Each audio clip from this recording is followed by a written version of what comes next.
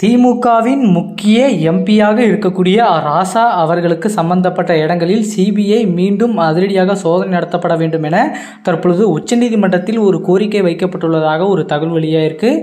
ஏற்கனவே பார்த்தீங்கன்னா இந்த 2G முறைகேடு வழக்கில் அவர் மீது நிறைய வழக்குகள் போடப்பட்டு அதுக்கான விசாரணையும் நடைபெற்று கொண்டு வந்த நிலையில் நாடாளுமன்ற தேர்தலுக்கு முன்பு பார்த்தீங்கன்னா சிபிஐ அதிரடியாக இவர்களுடைய வழக்கை மீண்டும் மறு விசாரணை நடத்த வேண்டும் என உச்சநீதிமன்றத்தில் ஒரு வழக்கை போட்டாங்க.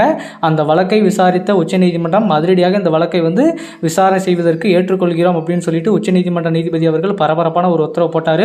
அதனைத் தொடர்ந்து ராசா அவர்கள் என்ன பண்ணுறதுனே தெரியாமல் முடிச்சிட்டு இருந்த நிலையில் தற்பொழுது கனிமொழி அவர்களும் ராசா அவர்களும் இந்த 2G முறைகேடு வழக்கு கண்டிப்பாக மிகப்பெரிய ஒரு வழக்காக உச்சநீதிமன்றத்தில் விசாரணை நடைபெற்று கொண்டிருக்கிறது. அந்த அடிப்படையில் பார்த்தீங்கன்னா சிபிஐ ஒரு முக்கிய கோரிக்கையை உச்சநீதிமன்றத்தில் வச்சிருக்காங்க. என்னன்னா கண்டிப்பாக ராசா அவர்களுக்கு சம்பந்தப்பட்ட எல்லா இடங்களிலும் மீண்டும் சோதனை நடத்தப்பட வேண்டும்.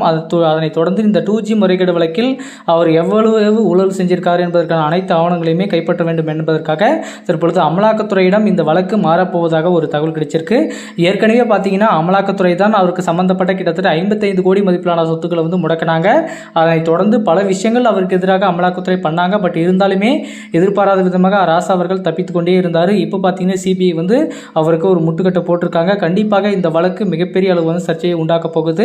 அதே மாதிரி இந்த 2G முறைகேடு வழக்கில் அவர் எந்த அளவுக்கு ஊழல் பண்ணியிருக்காரு, எவ்வளவு கோடிகள் ஊழல் பண்ணியிருக்காங்க, எந்த அளவுக்கு இறங்கி யாரெல்லாம் அதில் துணைக்கு நின்றுருக்காங்க எல்லாரையுமே கண்டிப்பாக தண்டனை வாங்கி கொடுத்தே ஆக வேண்டும் என்பதற்காகவே சிபிஐ இந்த வழக்கை மறு விசாரணைக்கு எடுத்திருக்காங்க. ஏற்கனவே பார்த்தீங்கன்னா டெல்லி சிறப்பு நீதிமன்றத்தில் இந்த வழக்கு 2017ஆம் ஆண்டு போயிட்டு இருந்துச்சு. அப்போ பார்த்தீங்கன்னா இவர்கள் குற்றங்கள் நிரூபிக்கப்பட்டிருக்கு அப்படின்னு சொல்லிட்டு அவர் சிறையில் அடைக்கப்பட்டிருந்த நிலையில் ஒரு கொஞ்ச நாளைக்கு பார்த்தீங்கன்னா அவருக்கு எதிராக எல்லா ஆவணங்களுமே சரியான முறையில் இருந்ததனால் நீதிமன்றத்தில் தாக்கல் செய்யப்பட்டு இவர்கள் மீது எந்த தவறும் இல்லைன்னு சொல்லிட்டு நீதிமன்றமே விடுதலை பண்ணாங்க. அதுக்கப்புறம் பார்த்தீங்கன்னா சிபிஐ சிறப்பு நீதிமன்றம், உயர் நீதிமன்றம் அப்படின்னு போயிட்டு கடைசியில் உச்ச நீதிமன்றம் வரைக்கும் வந்திருக்காங்க. ஸோ கண்டிப்பாக அவருக்கு சம்பந்தப்பட்ட இடங்களில் மீண்டும் சோதனை எடுத்துவதற்கான நடவடிக்கை எடுக்கப்பட்டால் கண்டிப்பாக தீவிரமாக நடத்துவதற்கு அமலாக்கத்துறை களத்தில் இறங்குவாங்க. ஏற்கனவே திமுகவில் இருக்கக்கூடிய ஒவ்வொரு அமைச்சர்களுமே அமலாக்கத்துறை டார்கெட் பண்ணிட்டு வந்துட்டு இருந்தாங்க. இப்போ பார்த்தீங்கன்னா ராசா அவர்களின் சம்பந்தப்பட்ட இந்த வழக்கிலுமே அவங்க இன்வால்வ் ஆகி களத்தில் இறங்கினாங்கன்னா கண்டிப்பாக ஒரு மிகப்பெரிய அளவு சர்ச்சையை ஏற்படுத்துவதற்கு உண்டான எல்லா விஷயத்தையுமே அமலாக்கத்துறை கண்டுபிடிக்க போகிறாங்க. கண்டிப்பாக இந்த வழக்கில் புதிய திருப்பத்தை ஏற்படுத்துவதற்கு அமலாக்கத்துறை எந்த முயற்சி எடுக்குமோ அந்த முயற்சி கண்டிப்பாக எடுக்க போகிறதா ஒரு தகவல் கிடைச்சிருக்கு. இப்போ அரசியல் வட்டாரத்திலும் அதுதான் பரவலாக பேசப்பட்டு வந்துட்டு இருக்காங்க. ஒருவேளை அவர்கள் மீது குற்றங்கள் நிரூபிக்கப்பட்டால் கண்டிப்பாக அவருடைய எம்பி பதவி போவதற்கான வாய்ப்புகள் இருக்குது அப்படின்ற மாதிரி ஒரு தரப்பக்க அரசியல் வட்டாரத்தில் பரவலாக பேசப்பட்டு வந்துட்டு இருக்காங்க. நம்ம பொறுத்து பார்க்கலாம் மக்களே.